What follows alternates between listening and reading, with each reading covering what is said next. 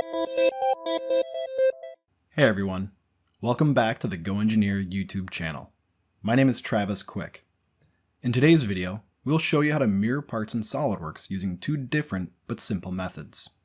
Before we get started, make sure to hit that subscribe button if you haven't already. The first method stores both our original and mirrored parts as configurations in the same file. The second method will create a derived part using the mirror part command. We'll use the model shown here to cover both examples, as it contains asymmetrical features that will be represented well in the left and right hand versions.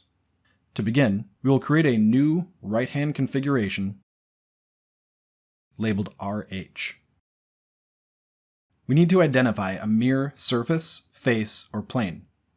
Now we could use the right plane as is, but to provide clear progression of steps, we will use the controlled drag method to create a new mirror plane. Now we want to mirror the entire part, so we will use the bodies to mirror functionality, and we must uncheck the Merge Solids option. This way we end up with two separate solid bodies. If your bodies overlap, this is a critical step.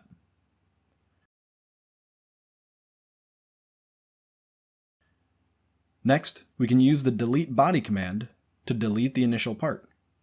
This step adds a new feature that removes unnecessary geometry.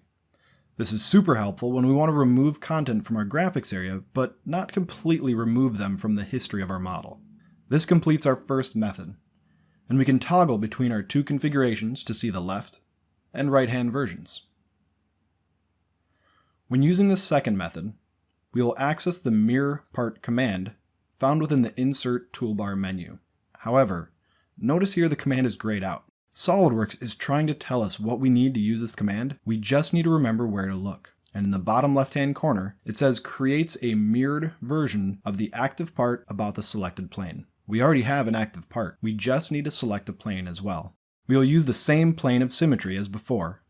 And then if we access Insert Mirror Part, we'll see this command is now available. From the Insert Part Property Manager, we'll choose what content is transferred to our new file. By not selecting the option to break link, any changes that occurred to our source part will drive the updates to the mirrored part. Click OK, and our second method is now complete. We can tile the windows to see our parts side by side.